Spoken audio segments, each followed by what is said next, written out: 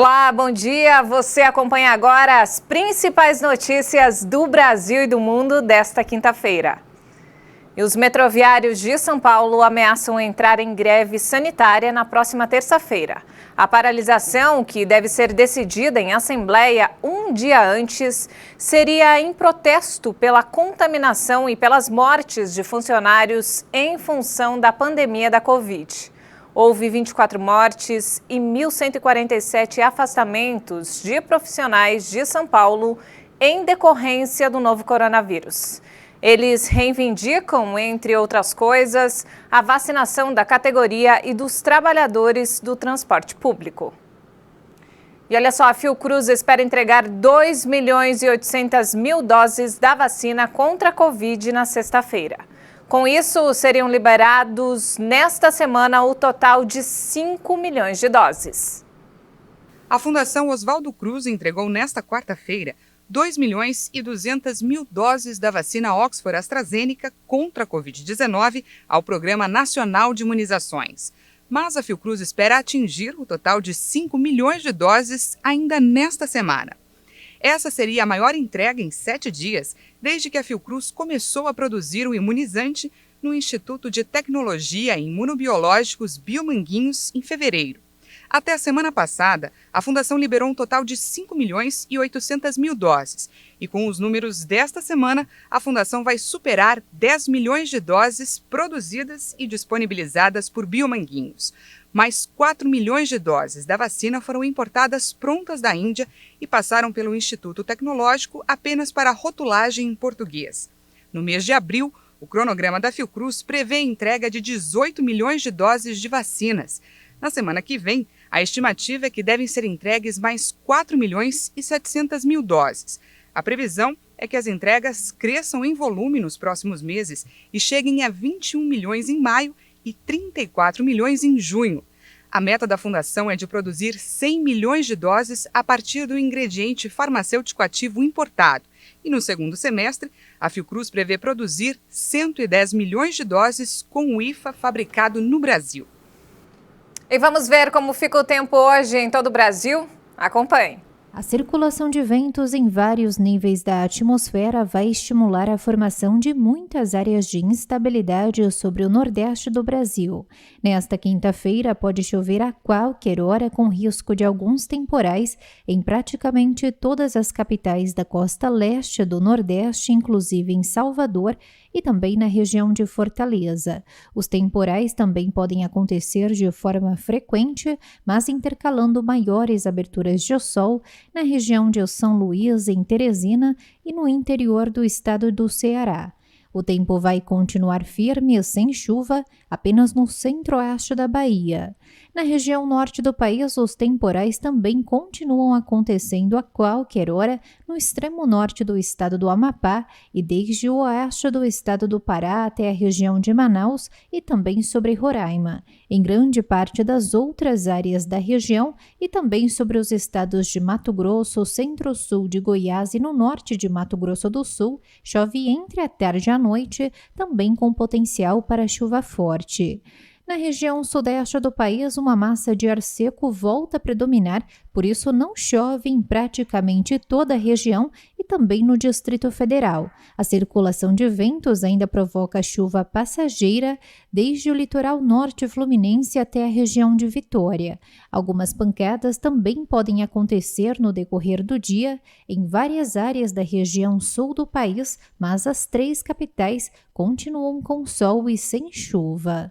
A mínima prevista em Curitiba é de 12 graus e o dia vai começar com apenas 15 graus na capital paulista. Máxima prevista de 28 graus em Brasília, faz 29 graus em Porto Alegre e 31 graus em Porto Velho.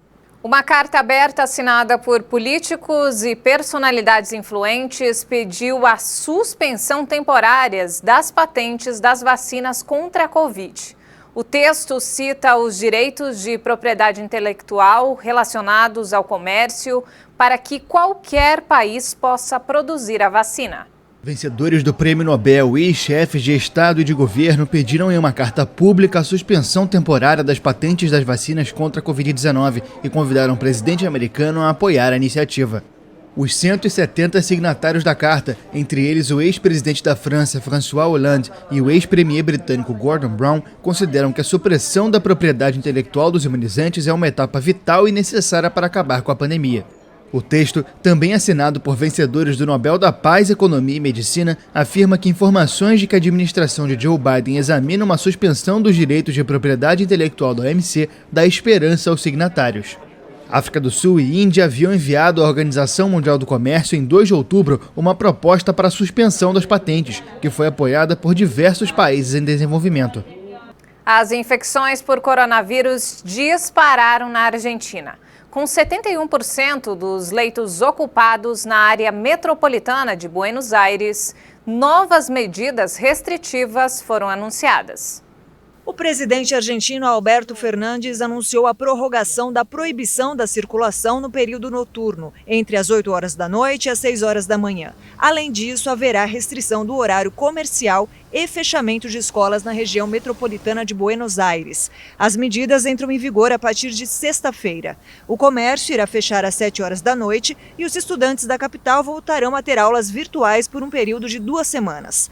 A Argentina alcançou um novo recorde com 27 mil casos diários. O país registra um total de 58.174 mortes por causa da Covid-19. E de volta ao Brasil, olha só, em Campo Grande, no Mato Grosso do Sul, um shopping center entrou em uma verdadeira viagem no tempo com uma exposição com os gigantes da Era do Gelo. São réplicas em tamanho natural de espécies que habitaram a Terra durante a Era Glacial. Este é o moa, originário da Nova Zelândia, foi o maior pássaro não voador da história. O auroque surgiu na Ásia e o megatério na América do Sul. Há ainda castor e alce gigantes, urso das cavernas, tigre dente de sabre. Todos estão extintos há milhares de anos. Habitaram a Terra durante a Era Glacial. Produzidas em Praga, na República Tcheca, as réplicas em tamanho real foram feitas em resina, couro, fibras naturais e poliuretano. O mamute de 4,5 metros de altura e 8 de comprimento foi a réplica que mais chamou a atenção do Alexandre. Ele quer voltar com a sobrinha de 6 anos para contemplar a exposição. Bem curioso. Bem curioso. Para quem gosta, né, de antiguidade, para a história, muito interessante. Os detalhes encantam adultos e a magnitude chama a atenção da criançada, que apesar de não ver estes animais por aí, conseguia reconhecer algumas espécies. Que bicho que é esse aí? Rinoceronte. Você já tinha visto um desse? Não. O que você achou desse bichão aí? Bonito. Uma viagem no tempo por meio de um simples passeio em família no shopping. Precisamos mais nesse período de pandemia, né, que a gente fica muito em casa, a gente aproveitar o domingo para sair em família e conhecer um pouco dos animais pré-históricos, né? Algumas coisas ele associou com os animais atuais. Então, assim, é cultura também, né? É muito legal isso. No total, são 11 réplicas espalhadas pelo primeiro piso do Bosque dos Ipês. O shopping traz essas réplicas que retratam animais da era pré-histórica glacial, onde vem trazer cultura e entretenimento para toda a família sul-mato-grossense. E ainda no tema glacial, este parque é outra opção para divertir a meninada. Com um passaporte pago, elas podem brincar neste iglu gigante, cheio de rampas, obstáculos e escorregadores. Esse grande iglu que está fazendo parte da nossa exposição, ele está tomando todos os cuidados, né, com a porcentagem de crianças em que é permitida, limpando todos os brinquedos sempre e claro, né, crianças menores de 5 anos sempre acompanhadas com seus pais. E essa edição fica por aqui, eu volto daqui a pouco às 11 da manhã. Obrigado pela companhia e até já!